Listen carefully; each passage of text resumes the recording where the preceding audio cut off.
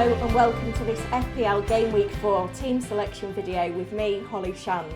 In today's video I'll be going through how my Game Week 3 went before looking ahead to my transfer plans and captaincy ahead of FPL Game Week 4. If you are new around here, please give this video a like and subscribe to the channel. And I just want to say thank you for all the support on my last video. We managed to smash over 500 likes. It'd be great to do that again. It's my most watched video on the channel ever. So all of your support on that is really appreciated. Let's get into it. So in the end for FPL Game Week 3, I decided to roll the free transfer. So I've got 2 free transfers to use for Game Week 4, which is exciting. I scored 52 points in Game Week 3, which is a lot better than a lot of managers in the FPL community. The templates seem to come to me this game week. Still a bit of a disappointing score, but I did end up on my second green arrow of the season. I've not had a red arrow yet, so that always puts me in a good mood. Perisic finally came good in defence. I was so close to selling him, but the words coming out of Spurs before the game was that he was going to start, so I thought I'm going to give him one more week because I know if he can get the game time, he could be a fantastic fancy option, and that's what we saw. Advanced positioning from him throughout the game, on some corners as well. I think the assist that he got was from a corner anyway. And then elsewhere, Andreas Pereira did a really good job for me in this fixture as well. Fulham looking really great from an attacking perspective, especially Mitrovic, but Andreas Pereira is going to get plenty of assists in this Fulham side that are looking really attacking. Salah came good for me as well, captaincy. He got a goal. He was lucky to get a goal really. Manchester United were definitely on top against Liverpool, and my 2 forwards, Jesus and Haaland, both got me an attacking return as well. Leon Bailey with a start out of nowhere managed to get an assist as well, but we've seen that Aston Villa are in the hunt for Ismaila Sarr in the transfer window still, so I think that could put Bailey to place at threat. He's certainly not nailed on, even though he got the minutes this week. When it comes to transfer plans then, there are a number of issues in my squad. Last week I spoke about how Martinelli is looking like a better option than Saka, and I think given the fact that Arsenal have got really good fixtures, it's a great time to be tripled up on them, but maybe not with Saka in that triple up. So this week I'm looking at making that move from Saka to Martinelli. I've already lost quite a bit of funds by not making the move sooner, but it's better to just get the transfer done now because that seems like the right thing to do. The other big issue in my squad at the moment is the goalkeeper situation. I went with the Leicester double up at the start of the season. Danny Ward has started the first 3 games. He's only got 3 points. He's conceded 8 goals, I think. It's not been a great performance from him at the start of the season. So I want to make an upgrade to the goalkeeper spot. Now, I don't generally advocate making transfers for goalkeepers outside of the wild card. However, looking at Leicester's fixtures, I don't think Danny Ward offers much over the next few fixtures. Chelsea, Manchester United, Brighton, Aston Villa, Spurs, the next 5. And I think spending 4 points, well, in this case, potentially using a free transfer, but spending that 4 points on a better goalkeeper could easily reap the rewards in just 1 game week, let alone over the next 5 until the likely time that our wild card, which is probably at the end of game week 8. Now, just beware, this is something that I keep thinking of. Ward's underperforming. I need to sell him and bring in another goalkeeper, but I need to keep Ward as my substitute goalkeeper. I actually need to sell the second choice at Leicester, Daniel Iverson, to bring in a new goalkeeper. And I was looking at Aaron Ramsdale, but I do think it's a waste of an Arsenal slot considering what the more attacking players are doing. So the player I'm actually looking at is Brighton's Robert Sanchez. 2 clean sheets from the opening 3 games. Brighton have conceded just 1 goal this season, which was an own goal. They've conceded just 2 big chances on goal, which is the best tally of any team in the Premier League. So I think it makes sense to make that move this week. It makes me avoid having to play Ward against Chelsea. And if we look at Sanchez's fixtures, it looks like a really nice schedule for Brighton. Leeds, Fulham, Leicester, Bournemouth and Crystal Palace in the next 5 game weeks. Now, while they're likely to be the 2 transfers that I definitely make, I am open to taking a hit this week, potentially a -4 or even a -8. But when you get to the -8 zone, you kind of need to be thinking, would you be better off playing a wild card? Now, in terms of the other problems with my squad, well, I've got double Liverpool defence, which isn't really delivering for me at the moment. Right now, I still think Trent is a really good option in FPL. I like to see him as a midfielder who can always pick up the clean sheet points as well. But we've not seen that solidity from the Liverpool defence. Certainly, Trent has struggled against the pacey attackers, and with Gomez alongside him, that he doesn't provide the same sort of cover that Matip does to get him out of jail when he's struggling with those pacey wingers. But he is creating lots of chances. He's created 8 chances so far this season. Robertson's created far less, even though they've kind of been equal in terms of their set-piece responsibility. So I am open to selling Robertson this week and move away from the double Liverpool defence. I don't really know whether I want to be tripled up on Liverpool at the moment, given their current form. Obviously, they've got a lot of injuries, and the Núñez suspension hasn't helped either.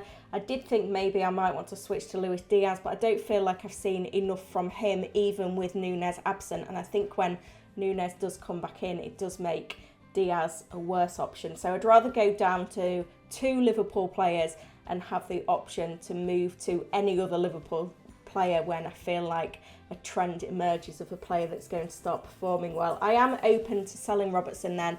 Where do I go in terms of a possible replacement?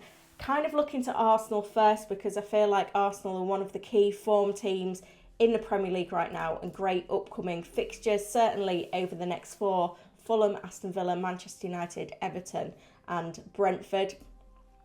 I think of the defensive options, it's Zinchenko that stands out to me at the moment in terms of attacking threat. I know that, you know, Arsenal are very good from corners, so Gabriel and Saliba will get those headed opportunities, as we've already seen. But I do think Zinchenko is worth the extra outlay just because of that little bit extra that he can give.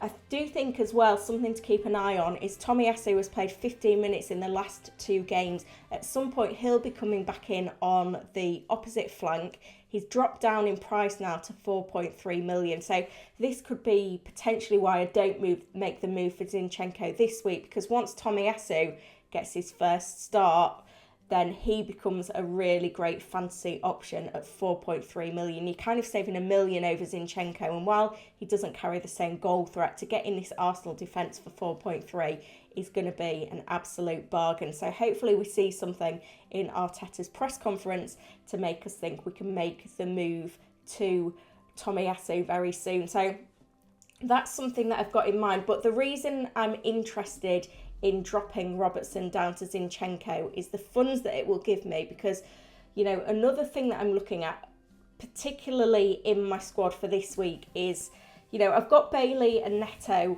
that are underperforming, so I could look to replace one of them. I think Bailey is kind of the more short-term problem. I do think that Neto still has potential with his upcoming fixtures against Newcastle, Bournemouth and Southampton. But another player that's really caught my eye as well, a pair of players really in the strike force position, is Alexander Mitrovic and Ivan Toney. Both look like really great options, both chipping away with the attacking returns as well. Toney's got the fixtures, Mitrovic has got the form. You've got to remember, Mitrovic scored 43 goals in 44 appearances in the Championship last season, which was a Championship record. He's already got 3 goals this season, plus he's missed a penalty. So that just goes to show his potential from an attacking perspective. So that's something that I'm really looking at. And in terms of game week 3, how he performed, he had 4 big chances, 8 shots, 7 in the box, 4 headed goal attempts, and his XG was 2.06. So he underperformed in game week 3. He is going to get plenty of opportunities, even if the fixtures are very difficult for Fulham over the next 4. It's Arsenal, Brighton, Spurs and Chelsea. So I can see Mitrovic getting a couple of goals over those 4 games. Whether it's worth, you know, taking a -4 or -hit to get him up, biding my time. I think probably biding my time is the way to go. So I think it's most likely going to be the 2 transfers for this week and not take the hits to improve Robertson. And I don't need to play Neto and Bailey, which is what I'll show you in my team selection coming up. Now, before I get on with my team selection, I just want to share with you a few tips that I've noticed in the last few days. We've had word from Pep Guardiola on Erling Haaland's fitness and his ability to play lots of minutes in quick succession. He said, "I tell you now that when we have games every 3 days, Erling is not going to play every game." So that's something that's on my radar at the moment, is potentially switching Haaland out soon. I'm not going to do it yet. I think we need to see the rotation before we react to it. And the first point where he's rotated, it's not a massive issue, because at least you know that he's going to then start the next game. And it'll be interesting to see what he can do as a substitute as well. But if we just refer to the fixture calendar coming up, this is the last free midweek for the top 6 clubs before the World Cup. There's an international break in there, so we can exclude that. But after this midweek, it's fixtures every single midweek for the top 6, including Manchester City. And we've also got midweek games this week, which is why you should try and hold on to your transfers. If you've only got the exact funds, then by all means make the transfer now if you need to. But we've got midweek fixtures this week. We've got the EFL Cup second round, which involves all the teams not involved in Europe. West Ham have got their second playoff conference Europa League fixture against Freiburg away. And we've also seen, which is rather bizarre, that Manchester City travelled to Barcelona to play them in a friendly on Wednesday night, which is why those words from Pep Guardiola on Haaland concern me just a little bit. It'd be interesting to see what sort of lineup Pep Guardiola puts out for that game, having only made one substitution in the Premier League back in game week 3. This is my team selection then for FPL Game Week 4, and providing Robert Sanchez comes in for me this week, I'm going to be starting him over Ward, who plays Chelsea. It's 5 at the back. I'm going to stick with that Liverpool defensive double up. I think Bournemouth at home, final chance for Robertson to come alive before he's potentially on the sales list. Hopefully Perisic starts against Nottingham Forest away and we see a better performance defensively from Manchester City against Crystal Palace. In midfield, it's Salah and Martinelli who's coming in for Saka, and I think I'm going to play Neto at home to Newcastle United over Andreas and Bailey. I think we've seen enough from Neto to think that he is going to still create chances. Surely he's got to come good sometime soon. And then it's Gabriel Jesus and Erling Haaland up front with Andreas the first substitute. Now, when it comes to captaincy, I'm quite torn this week. Salah plays Bournemouth at home and he has scored every single time he's played Bournemouth, so that's a massive plus point for him. Looking at Haaland at home to Crystal Palace, a great fixture for Manchester City, and I think in terms of the underlying numbers, Haaland has looked very, very good as well. I'll be interested to see whether he plays any minutes against Barcelona midweek. If he doesn't, then I would be tempted to give him the armband. But Gabriel Jesus as well presents a really good opportunity at home to Fulham, who have conceded a number of goals already this season. And I think Gabriel Jesus, his ability to get goals and assists and playing a promoted team makes him a really appealing prospect as well. The only downside is that we don't think he's on penalties at the moment. So right now, I don't know where the armband is going. I've kind of tentatively put it on Salah just because of his record against Bournemouth, but that could change. But I will let you know on my socials ahead of the Game Week 4 deadline who I go with. If you've got any advice for me on who I should captain, do let me know in the comments, and that may help to change my decision. Let's try and get 500 likes again in this video. Your support last week was absolutely phenomenal, and I will do my best to answer all of your comments on this video, so do keep leaving them and I'll get round to them as soon as I can. I am taking a little bit of a break from the videos for the next week because I'm going on holiday, but I'll be back with the Game Week 6 team selection in just over a week's time. So give this video a like and subscribe to the channel. Thank you for watching and good luck for FPL Game Week 4.